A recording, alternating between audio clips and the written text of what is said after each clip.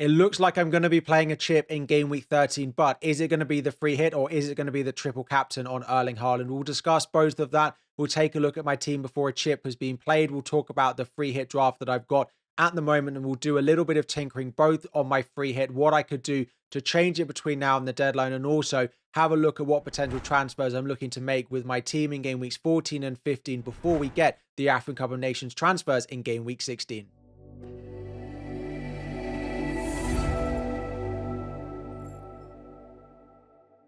What is up, everyone? FPL Harry here. Before we dive in, 2,000 likes is the aim. Subscribe if you are new to the channel. Before we look at game week 13, a quick review of game week 12. Last time I recorded looking at my team, I still had Bruno Fernandes to play, and he came in with a massive 2-pointer, just one defensive contribution away from getting a massive 4-pointer. So unfortunately, it was a blank for him. But I did get a green arrow. I moved from 497k to 388k.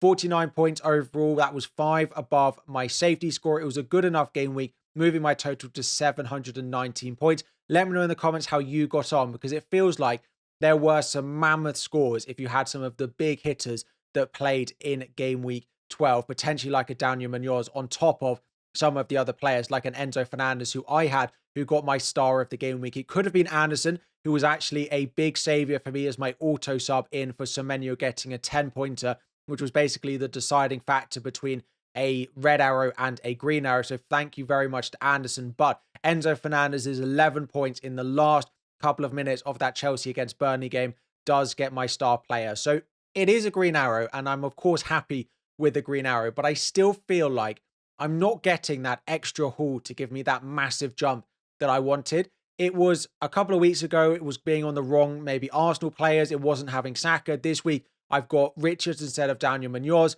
I do still feel like I have a good team, but I don't maybe have that player who's exploding. Now, I took the gamble that Ismail Assar would be that player for me, and unfortunately, he hasn't. And he's got a couple of games still left in my team to potentially be that player, but I need to find that slight different point in my team to really explode to throw me up the rankings. But 388k after 12 game weeks is a rank I'm very happy with, as long as we can keep moving in the right direction over the next couple of weeks.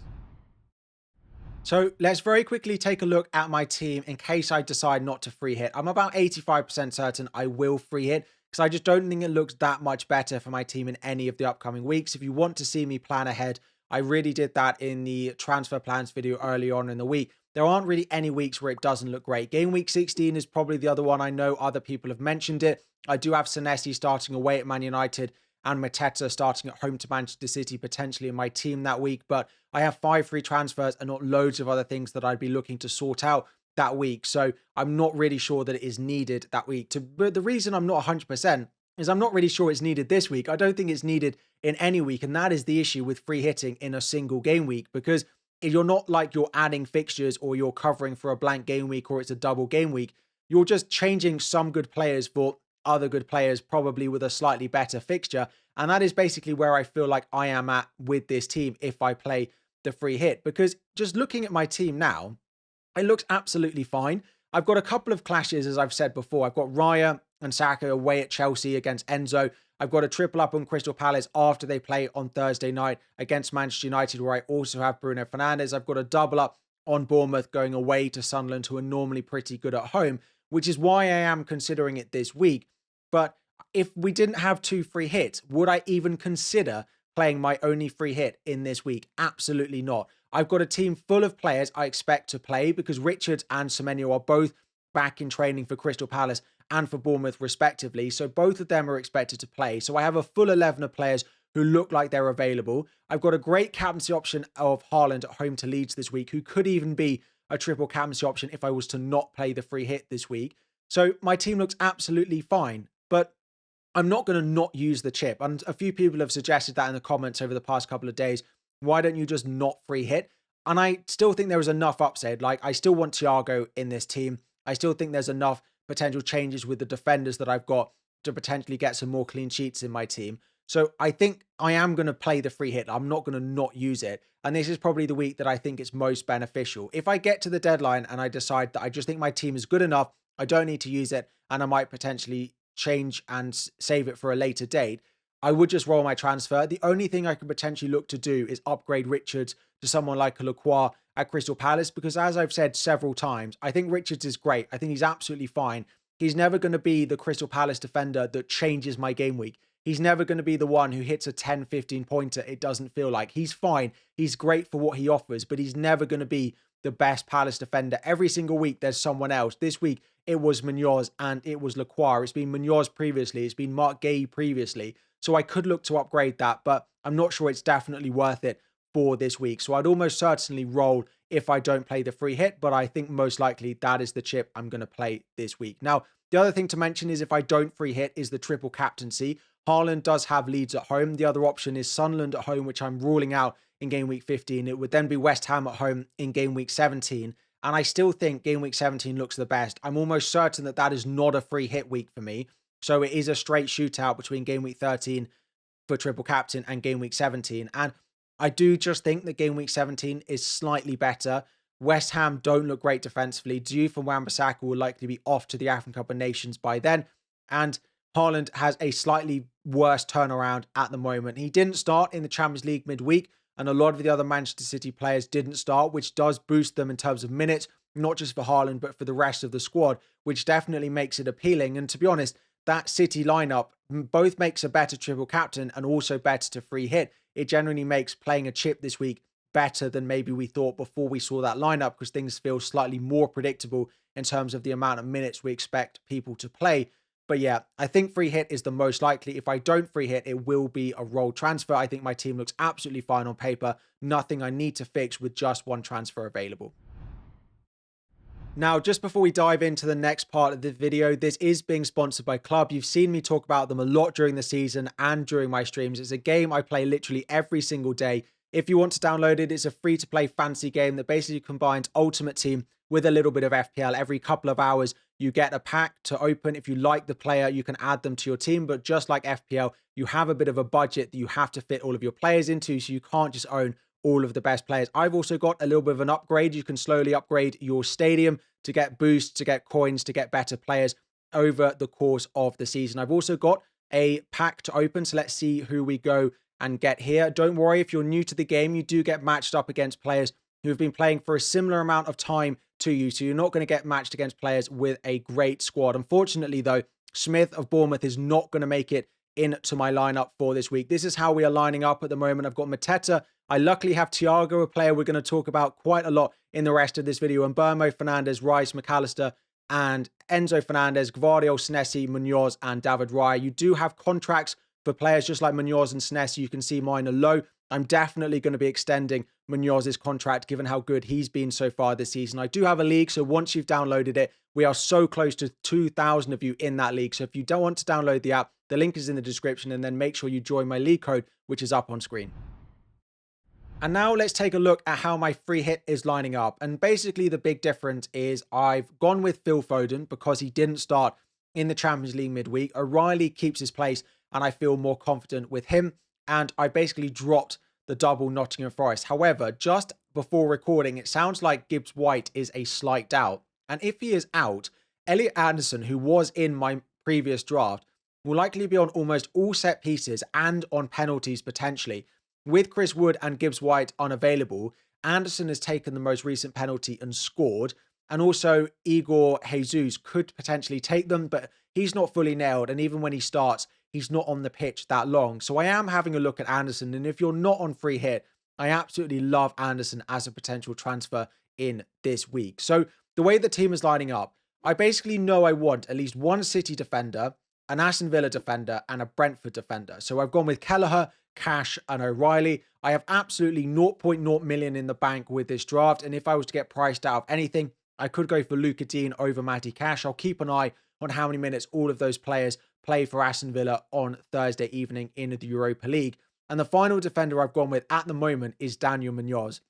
I've gone with the attacking threat. I've kept a little bit of Crystal Palace in there at home to Manchester United. The clean sheet and the attacking threat that he brings, I really like. This is the spot I really am uncertain of. I could go for a Murillo. I could go for someone like a Hincapié, a Saliba, and try and cover off the Arsenal defence away at Chelsea. But if I'm playing the free hit, I do feel like I want to go all in on players that I think have the ability to absolutely haul. And Matty Cash has 3 goals this season. O'Reilly, good for attacking returns. Daniel Munoz as well is great for attacking returns. So I do feel like I've got that. And then going with Kelleher is a nice option as part of the Brentford team at home to Burnley. If you have a look at some of the percentage chances for clean sheets this week, it is those 3 right at the top that I mentioned. Manchester City, Brentford and Villa are the only teams above a 40% chance of a clean sheet. They're actually the only teams above a 31% chance, where you've got lots of teams starting to be bunched together from about 25% all the way up to 31% for Liverpool. So I've gone with Daniel Munoz. Crystal Palace are in there at 25%, which doesn't feel great, but he does have the attacking threat added on top of that. As a result, Salah is in and so is Gakpo. I still feel like these are the 2 options that I've gone with. If after the Champions League game tonight for Liverpool, it feels slightly more obvious about who's going to start out of Isak or Ekitike, I might take a punt on one of them up front and change to a 3-4-3, but they're also quite expensive. So unless I'm going to drop Salah, it's very difficult for me to get to them. So at the moment, it is Salah and Gakpo. Of course, if Florian Wirtz was potentially going to be available, I could look to drop Gakpo because that would make him a slight doubt. Elsewhere, as I said, Phil Foden has come in. I like him more reliably for minutes than Doku, but I think Doku's potential returns might be slightly better. He's also a little bit cheaper. So if I wanted to free up some money, potentially if I wanted to go for an Alexander Isak or an Ekitike in my forward line, Phil Foden down to a Jeremy Doku is probably where I'd look to free up the money. I'm going with Sharda, I think, over Dangaratara. Again, if I needed the money, I could look to do that. Although Sharda's minutes feel much more reliable. He plays 90 minutes pretty much in every single game for Brentford. We've spoken about Gakpo, and the final one is Rodgers. It's a great fixture for Villa, and I think if you're on free hit, it's probably one of the teams you look to target. Again, getting that data back up. Aston Villa, 1.88 expected goals. They are 4th for expected goals, and outside of that, it's City, Liverpool, Brentford, and I've got the coverage from all of those teams. So the next best feels like Aston Villa, and Rodgers feels a little bit talismanic. However, looking at some of his returns so far this season, apart from the double-digit return in game week 12, he hasn't really hauled. He's ticked along quite nicely, but he hasn't really hit that big return very often. Now, Wolves at home is definitely a fixture that he could do it. But when you combine that sort of lack of explosivity with the fact that his online data isn't actually that good, I am wavering a little bit on the Rodgers pick, but he feels fine on a potential free hit. And then up front, I think it's pretty self-explanatory. Thiago is in at home to Burnley. Can he get more penalties potentially? And Haaland is in and will be getting the captaincy armband. Vice captain at the moment is between Salah and Thiago. At the moment, it's on Mo Salah, but Thiago may end up getting it. I literally have 0.0 million in the bank with this draft. I could free up money with Foden down to Doku, Kevin Sharda to someone like a Dango Ouattara, going Munoz to a Murillo, or just downgrading Ronaldo, who's on my bench, to an even cheaper defender. There are ways at freeing it up, but I feel like I'm pushing my squad value to the absolute maximum with this team, and with a bit of extra information with City after their game in the Champions League, making O'Reilly and Foden feel a little bit safer, this is where I've currently landed. I do really like Elliot Anderson. For part of me, I just feel like in my gut, that might be the fact that Holly, my wife, is a Forest fan and she loves Anderson, but part of me is just saying that he could be the one to go with this week, especially with Gibbs White as a doubt. And a bit of a Champions League roundup with 3 Premier League teams in action on Wednesday night. We did have Spurs losing to PSG. There's not too much to talk about there, but goals conceded is probably enough for me to be put off going for a Van de Ven or someone like a Danso as that defender spot on my free hit. Also, Arsenal winning 3-1 against Bayern Munich. A big result for them, a very good result. There was a little bit of rotation in the defense with Mosquera coming in over Hincapié, which is probably enough to put me off buying any of them if you're looking for a transfer there. Calafiori didn't start, which is probably quite good if you own him for the next few games, or you could look at it that he thinks that Lewis Skelly is a capable backup, but I'd be pretty happy if I owned Calafiori. I think Timber got taken off slightly early, as did the likes of Bukayo Saka, so it looks good for them going forward, and we did see a return for Martin Odegaard. Trossard may have picked up a slight injury. We've spoken about him a bit this week, but they do have Madueke and Trossard both back available who can play in that position. But the key thing is Liverpool losing 4-1 at home to PSV, having just lost 3-0 to Nottingham Forest. I've said it and I will say it again. I wish I hadn't bought Virgil van Dijk, and I sit here thinking exactly the same thing. But in terms of potential transfers, Dominic Szoboszlai did play in midfield. He did score. It was a sort of deflection, a rebound from a saved shot from Gakpo, but he's playing in midfield, which will always make him a better pick. The thing for me really to take away from this game is the potential injury to Ekitike. It might mean that Alexander Isak is going to play 90 minutes at the weekend against West Ham, which means he will definitely be in consideration for me on my free hit. However, he's very expensive at 10.4. For me to fit him in, I'd have to sell Gakpo. I'd probably have to sell Phil Foden down to someone like a Jeremy Doku, and I'm still about $1 million short of making those couple of changes. So the Liverpool result has probably put me off Van Dijk. It does also concern me having double up on Liverpool in the attack in Salah and Gakpo. They definitely created chances, so there's a slight positive to take from there. The key takeaway is, do I want Isak if Ekitike is out injured? And then just as a couple of other things, I just want to do a bit more future planning just because game week 14 comes as a midweek deadline. So I just want to talk you through my thoughts of what my plan is for 14 and 15 as things do come around pretty quickly. So this is how my team is lining up at the moment. We've spoken about the free hit. There are some potential changes. As I said, Foden to Doku. Do I love Rodgers? Do I want to go for a Liverpool striker after the game tonight? We'll cover all of that in the complete guide video, which will be out on Friday afternoon. We potentially look to update it. And do I want to go with Daniel Munoz? I think there might be a chance he gets a yellow card because he's on 4 yellows. And out of all their upcoming fixtures, I think missing Burnley away is probably the one between now and game week 19 that they'd be most comfortable playing without Munoz. But that's enough on the free hit. Game week 14, things will roll around and it will look quite good. But I have a little bit of a concern about a few players. The first one is Mateta and his minutes. If he doesn't start against Strasbourg on Thursday night in the Conference League, I think he will play Man United, Burnley and Fulham. He might be taken off early in a couple of them, but I think he'll at least start. If he starts on Thursday night, that will raise a bit of doubt. We have a similar situation for Richards. He has been dropped more often than some of the other Palace defenders. And again, Burnley away midweek might be an option where they could potentially rest him. However, Glasner also did say that the break over the international break with him playing no minutes was actually part of the reason that he came off with cramp. So maybe it is that he wants to get minutes back into Richards' legs. And the other thing here is Senesi. He's on 4 yellow cards. So a booking at the weekend would mean he would be suspended. And in which case I probably would look to sell him because if you don't have the Everton fixture, let's say he was suspended, outside of that, the only fixture between now and about game week 23 that I really would want to play him in is Burnley at home in game week 17. And if that's only the week that I'd want to play him, I'd look to sell him, but hopefully he is available. Enzo Fernandez, Chelsea are expected to rotate quite a lot against Leeds, but over the past couple of years, when there's been big Chelsea rotation, Enzo Fernandez's minutes tend to look pretty secure. So unless there is a reason where Mateta, Richards, I think might not start, or Senesi looks like a doubt because he picks up his 5th yellow card, I probably would look to roll. Semenyo at home to Everton, Sarr away at Burnley, Saka, Bruno. I think I would captain Haaland. I think I still would go there. Saka could get it at home to Brentford. Could I punt on Bruno Fernandes? Potentially. I think Haaland would still get it. And I look to roll and take 2 transfers into game week 15.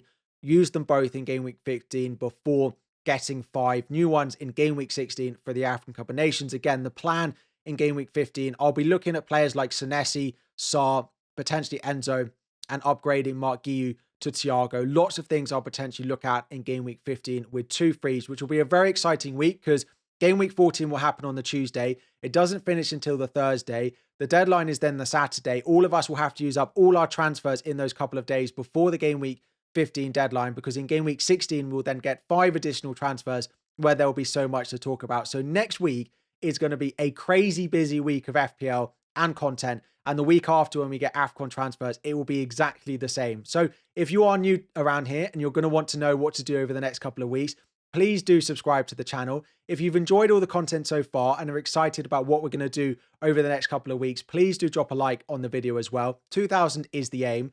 If there is still stuff that I haven't answered about your team, chip strategy, all of that, do drop it in the comment section down below. I will answer some, but also take as much of it as I can to answer in the complete guide video on Friday afternoon. Anyway, thank you all for watching. Hopefully this was useful. 2,000 likes is the aim. Subscribe if you're new, and I'll be back again very soon.